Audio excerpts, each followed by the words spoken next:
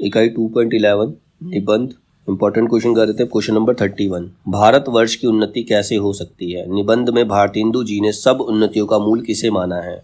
तो भारतेंदु जी के हिसाब से सब उन्नतियों का जो मूल है वो धर्म है। धर्म से सब उन्नतियों का वो सभी उन्नतियां निकलती हैं। तो सभी उन्नतियों की जो जड़ है वो क्या है? धर्म है। क्वेश्चन नंबर 32, सरदार पूर्ण सिंह के निबंध कौन से हैं? तो सरदार पूर्ण सिंह के निबंध जो हैं वो हैं नयनों की गंगा, पवित्रता और आचरण की सभ्यता। ये तीनों सरदार पूर्ण सिंह के निबंध हैं। जय जमुना मैया जी, हम डार डार तुम पात पात, ये पूर्ण सिंह के निबंध नहीं है। क्वेश्चन नंबर 33, दिल्ली दरबार दर्पण निबंध के अनुसार किलात के खां को सब मिलाकर कितनी कीमत की वस्तुएं तोहफे में मिली?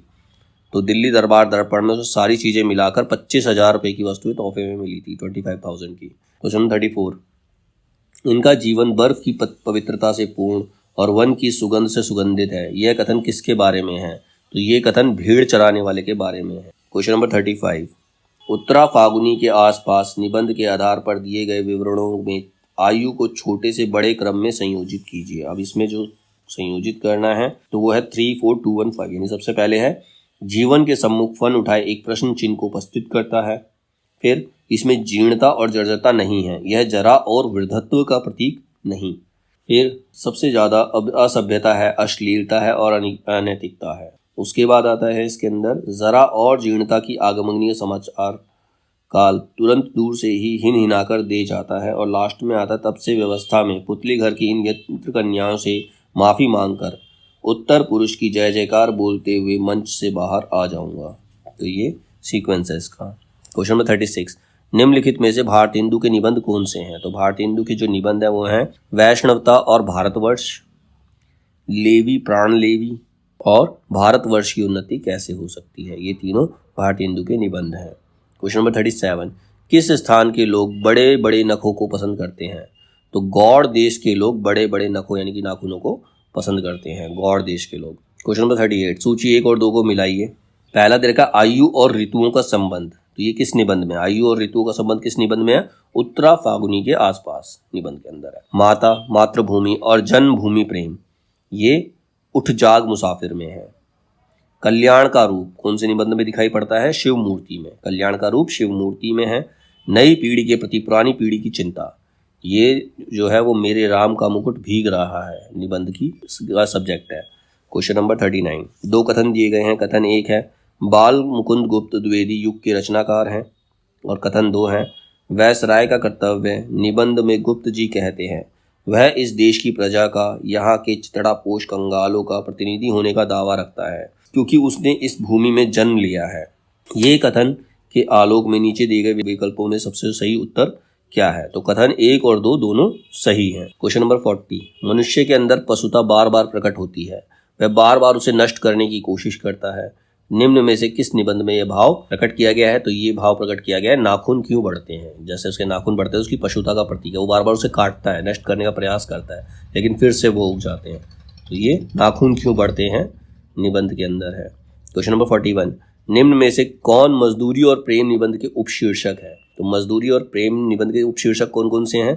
इसमें मजदूर की मजदूरी, प्रेम मजदूरी और मजदूरी और कला, ये तीनों मजदूरी और प्रेम के शीर्षक है। क्वेश्चन नंबर 42, 2 कथन दिए गए, एक अभिकथन है दूसरा रीजन है। अभिकथन कहता है आचार्य हजारी प्रसाद द्विवेदी के अनुसार नाखूनों का बढ़ना मनुष्य की उस अंध सहजात वृत्ति का परिणाम है जो उसके जीवन में सफलता ले आना चाहती है। उसको काट देना उस स्वनिर्धारित आत्मबंधन का फल है जो उसे चरितार्थ की ओर ले जाती है। उसका रीजन क्या कहते हैं? आचार्य हजारी प्रसाद द्विवेदी को संदेह है कि शायद ही ऐसा दिन आएगा जब मनुष्य अपनी आसुरी वृत्तियों का परित्याग कर देगा और समस्त संसार हिंसा, घृणा और छीना झपटी के विषाक्त वातावरण से मुक्त हो जाएगा।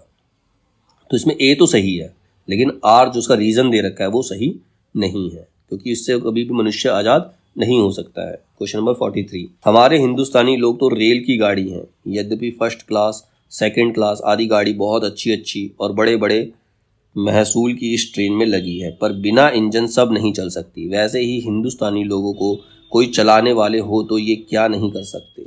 यह उदाहरण किस निबंध से लिया गया है? यह उदाहरण लिया गया है भारतवर्षोन्नति कैसे हो सकती है। क्वेश्चन नंबर 44, निबंधकार विवेकी राय के संबंध में निम्न कथनों पर विचार कीजिए। तो जो उनके बारे में सही कथन है वो है विवेकी राय किसान, अध्यापक और लेखक थे। उनकी रचनाओं में उनके ये तीनों रूप प्रकट होते हैं।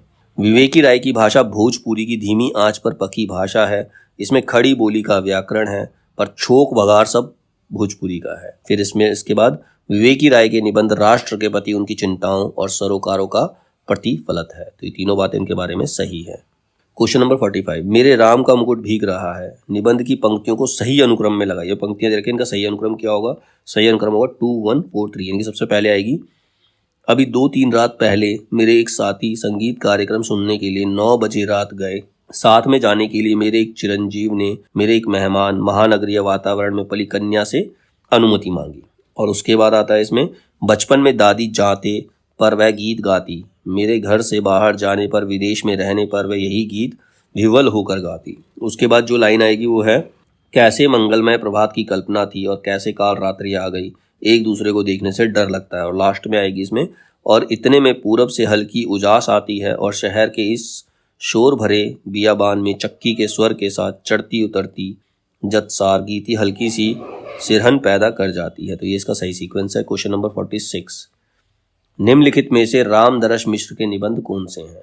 तो रामदरस मिश्र के जो निबंध हैं वो हैं, कितने बजे हैं, बाबुल और कैक्टस और घर परिवेश। ये तीनों रामदरस मिश्र के निबंध हैं। क्वेश्चन नंबर 47, संस्कृति और सौंदर्य निबंध मूलतः निम्न में से किस रचनाकार पर आधारित है? तो संस्कृति और सौंदर्य निबंध जो है मूलतः हजारी प्रसाद द्विवेदी पर आधारित है। क्वेश्चन नंबर 48, सूची 1 और 2 का मिलान कीजिए। एक तरफ निबंधकार है, दूसरी तरफ निबंध संग्रह है। तो भारतेंदु का निबंध संग्रह क्या है? बादशाह दर्पण। हजारी प्रसाद द्विवेदी का विचार प्रवाह। बालकृष्ण भट्ट का राजभक्ति और देशभक्ति। और अध्यापक पूर्ण सिंह का आचरण की सभ्यता।